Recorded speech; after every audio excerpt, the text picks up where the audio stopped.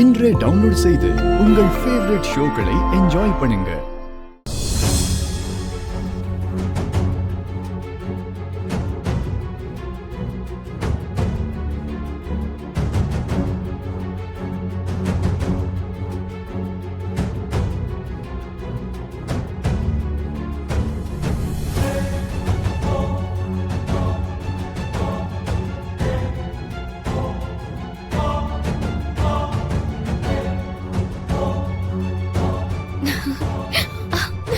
அண்ணா, வந்துட்டியப்பா.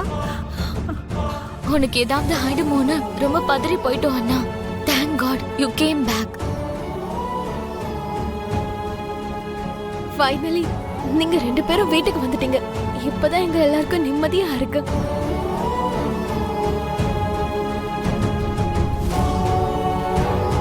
நீ நல்லா இருக்கல்லப்பா. போலீஸ்காரங்க உன்னை எதுவும் பண்ணல இல்ல? நான் நல்லா தான் இருக்கேன் பாட்டி. எனக்கு தெரியும்பா, நீ எந்த தப்பும் பண்ணல. அதனாலதான் அவங்க உன்னை விட்டுட்டாங்க. அப்படி அவங்க விடலைன்னாலும் உன் அம்மா அப்பா சும்மா விட்டுடுவாங்களா? பாத்தியா உன்னை எப்படி வெளியில கூட்டிட்டு வந்தாங்கன்னு?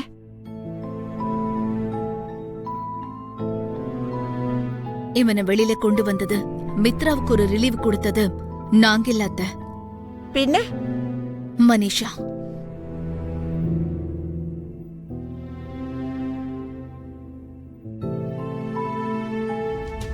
மனிஷா மட்டும் வரலனா இன்னைக்கு மித்ரா நாள் முழுக்க ஸ்டேஷன்ல மட்டும்தான் இருந்திருக்கணும். எங்களால செய்ய முடியாத விஷயத்த அவ பண்ணிருக்கா. செய்ய வேண்டியது சரியான நேரத்துல செஞ்சதால மித்ரா இப்போ நம்ம கண்ணு முன்னாடி நின்னுட்டு இருக்கா. இல்லனா இப்போ அடுத்த நாள் வரைக்கும் நமக்கு வேதனை தான் மிஞ்சிருக்கும்.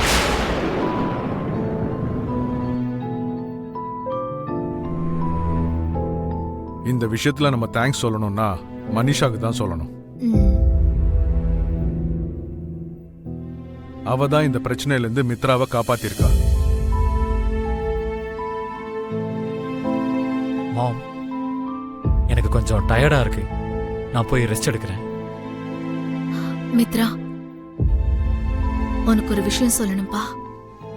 எல்லாருக்கும் கல்ல தூக்கி எரியணும்னு தோணும். இப்போ ஒரு கல்லு தான் பட்டிருக்க, அதனால கண்ணாடி உடைஞ்சு. ஆனா அந்த ஒரே ஒரு கல்லடியால வீடு இடிஞ்சு விழுந்துடல. நம்ம வாழ்க்கை ஒண்ணு நாசமாயிடல. நீ கவலைப்படாத, தைரியமா இரு.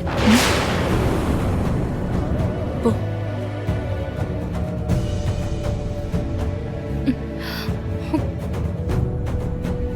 நானும் போய் ஃப்ரெஷ் ஆயிட்டு வரேன் பெரியம்மா.